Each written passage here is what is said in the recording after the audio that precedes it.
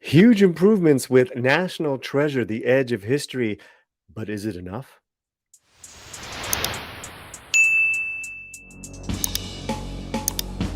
Paulie back here on the Latino Slant. Make sure you are subscribed and hit those alerts and all that good stuff. Well, as you know, my scathing review of episode 1 and 2 of National Treasure, The Edge of History, made a little waves with our community, which is cool. Thank you to all the newcomers here, courtesy of Paul Chato. Episode 3, I have to tell you guys, is a huge improvement. Now, let me go over the non-spoiler improvements, and then we'll get into spoilers, what was really good, and then what okay. Here in this episode, we had clear purpose of all the characters supporting good guys and bad guys because there was a sort of situational heist, if you will. The title of this is called Graceland Gambit, and I'll get to that in a minute.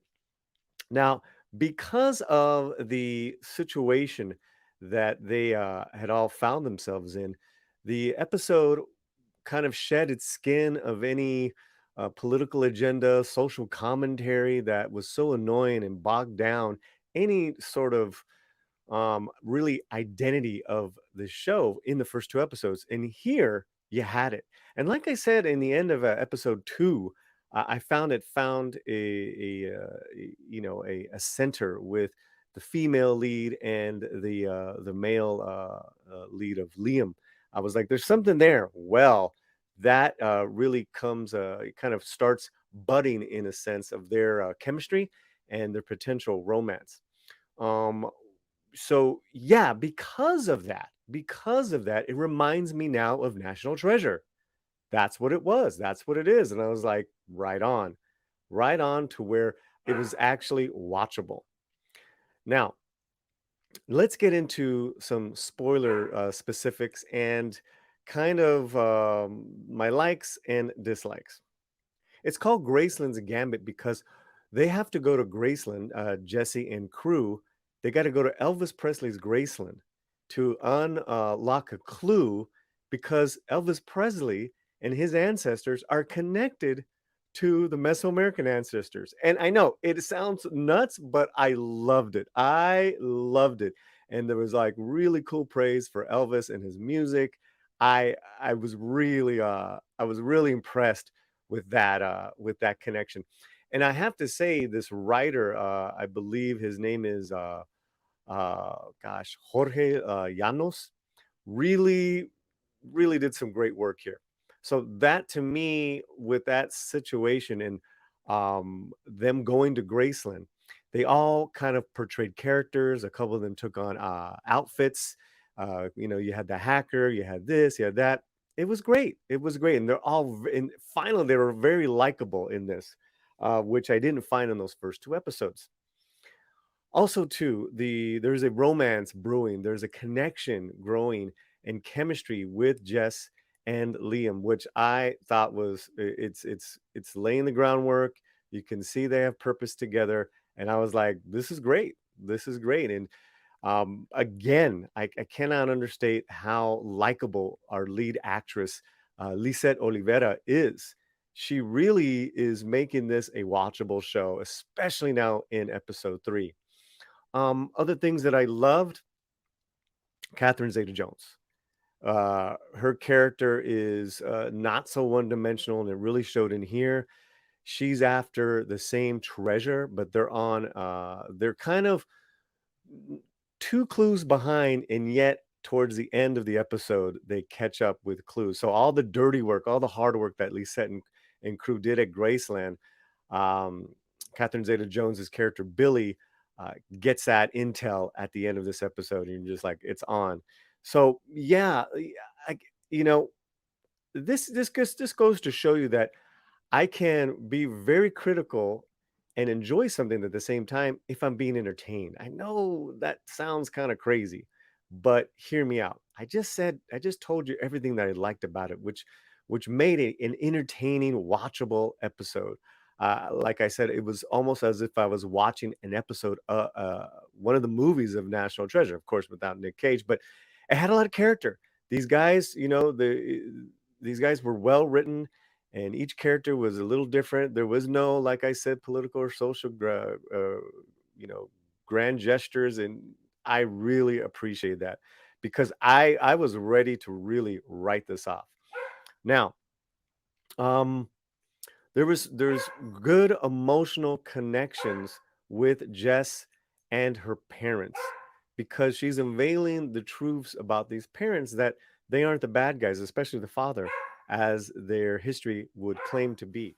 Now, my biggest concerns of the show is the continued bastardization of the Mesoamerican history and this whole thing of just being a DACA, a dreamer. Okay, it bogs the story down. Episode 3, not so much. I find the history that they're creating to be silly. They're basically saying, uh, after every battle in Mesoamerican history, the women have collected gold and secretly have created this system where they've hid it away.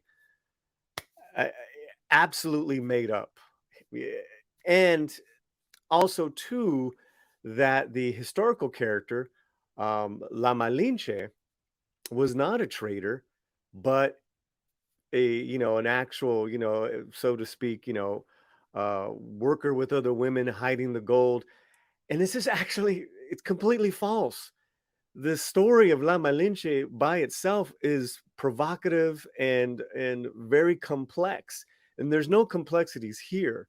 Is as if they've forgotten the whole part where Malinche is, sold into slavery by her own people to another Mayan tribe. They named her a Nahuatl teenager. She wasn't a Nahuatl teenager. She was a Mayan who later learned Nahuatl. So stuff like that, especially when it's the first time shown on television and shown in film, it bugs the shit out of me because it's just not right. And it's also, um, even the fantasy part of it sits wrong with me because you're taking something that's already dynamic and truth and making it silly fantasy, just for that purpose, your modern purpose. And I could see right through that, and I know that's the Wibberleys at work. So I had problems with that. The DACA thing, uh a couple times it was brought up towards the end of the episode, and it just killed the momentum of the episode. Well, she's undocumented. Dun dun dun. I'm DACA. Dun dun dun. Yeah, yeah. It's bad. It's bad virtue signaling, and it really is unfortunate because, two, I love the actor, and I really liked most of this episode.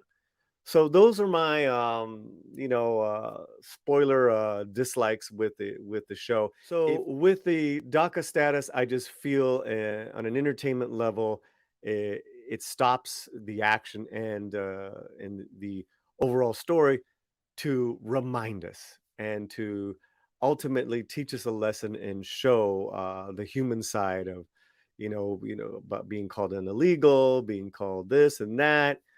It just almost feels completely just out of context with this story. I could be wrong, but that's how I feel. With that, the first two episodes I had given it a 1 out of 5. Episode 3 is a huge improvement. I still have problems with the history and the DACA status, so I'm giving it a 2.5 out of 5. All right, I'm gonna be here every week with each new episode. Check out our playlist for all our other reviews. Thanks a lot, mi gente. Gracias. Paz. And wherever you're at, keep that slam fuerte.